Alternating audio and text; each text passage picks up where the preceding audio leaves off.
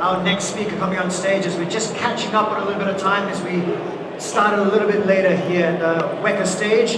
Our next speaker, if you may, indulge me in introducing and welcoming on stage. I'll read it from here. To talk about empower AI with security by design, enabling safe usage of GenAI apps. Please welcome on stage Stephen Schumann from Palo Alto Networks.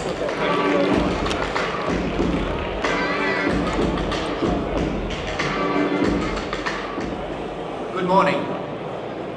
We're going to take a little bit of a step sideways now to talk about cybersecurity. For those of you who don't know who Palo Alto Networks is, just let me indulge a little. We are the largest cybersecurity company on the planet. And one of the things that we do, which is very, very important, is we collect telemetry from our 100,000 plus customers. The reason we do this is to have insights and the ability to proactively see a threat before it comes. And this is really important. The cyberspace for many years has been reactive.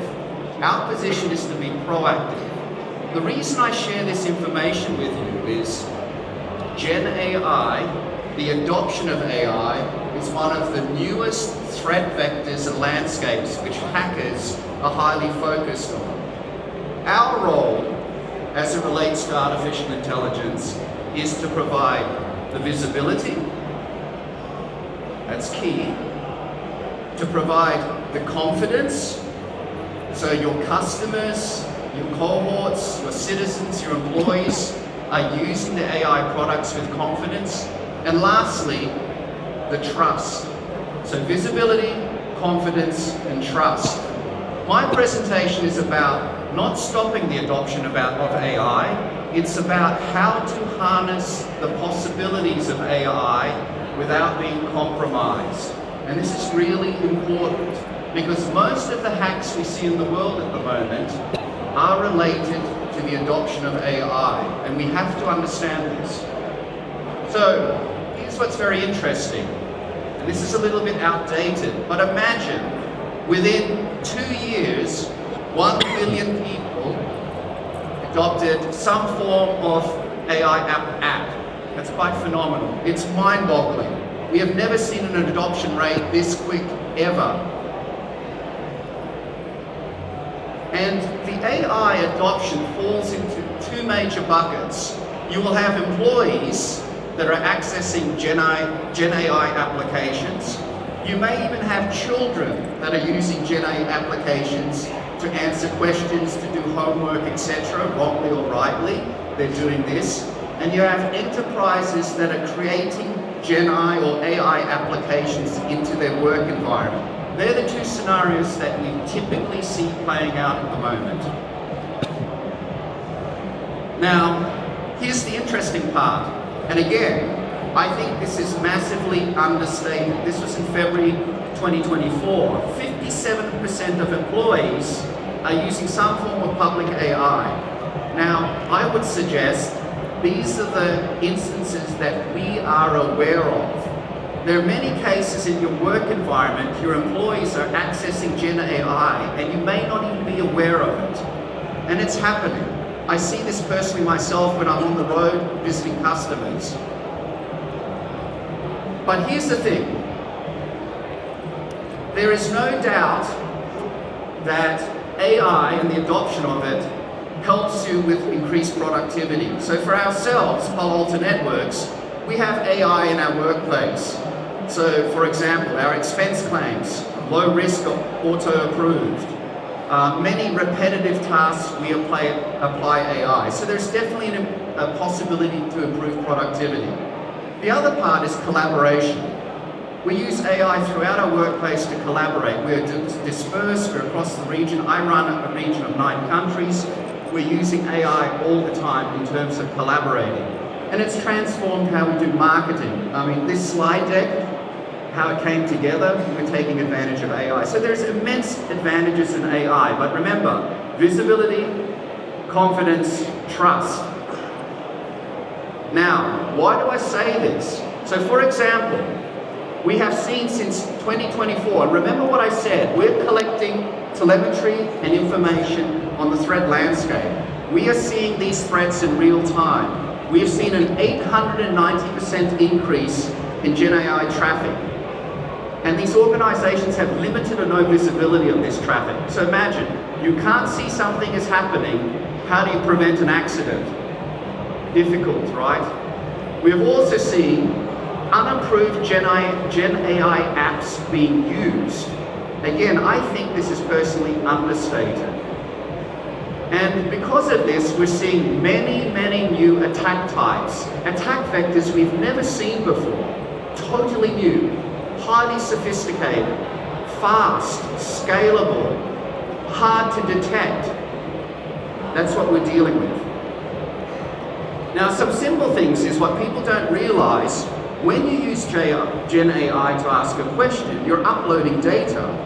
Okay, I mean, this is how you take advantage of GenAI. But unknowingly, what typically happens, you are uploading confidential IP from your company. Once it's uploaded, where do you think it goes? Anywhere, right? And can you bring it back down? No. Okay, so this is often overlooked. So your employees may be doing things not even knowing that they're uploading confidential information to GenAI to ask a query. And this is kind of scary, and this is happening, believe me. So the, typical example, data uploads to apps like this. It happens all the time. The other one is, when you're using GenAI, you may be plugging into unauthorized apps or applications that is giving data access. So again, unknowingly, through a plugin, you're allowing a third party to access part of your environment, your data, your IP, etc., in order to run that particular AI model, etc. Again, unknowingly. Very common. Now, remember what I said. My role here is not to scare people or prevent AI. Our role here is to provide the guardrails to ensure you have the visibility, the confidence, and the trust. We want people to adopt and use AI in a manner that's safe. When cars were first created, they didn't have seat belts. Okay, it was an option. You want a seat belt? It was an option to add to the car. You buy a car now, the seat belt is not an option, it's a must. Likewise, we want to make sure AI is adopted and used in a way that is safe. Which means, do you understand what applications your employees are using? Do you actually know? Typically the answer is, I think I know, or I definitely know. But the reality is not the case. By knowing what applications are being used, you then can understand from a visibility standpoint where you could be attacked. You can stop the sensitive data being shared or inadvertently being uploaded. And lastly, you want to secure this data in a safe place so it may not be compromised. And, what we call this approach is AI access security. So remember I talked about data protection, you want visibility, and you want to ensure you understand the attack surface. Do you understand the points of compromise? Most organizations, as you launch AI applications, don't even know where they could be compromised. Because it's something completely new, okay? So remember what I talked about. Greater visibility.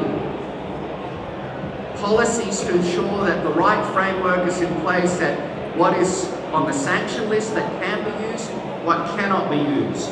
You're protecting the data all the time, and you're using a platform. I'll talk about a platform shortly, why this is important. But a platform approach, what I mean is everything is integrated, is also very important, because if it's not integrated, hackers will take advantage of poor integrations or blind spots.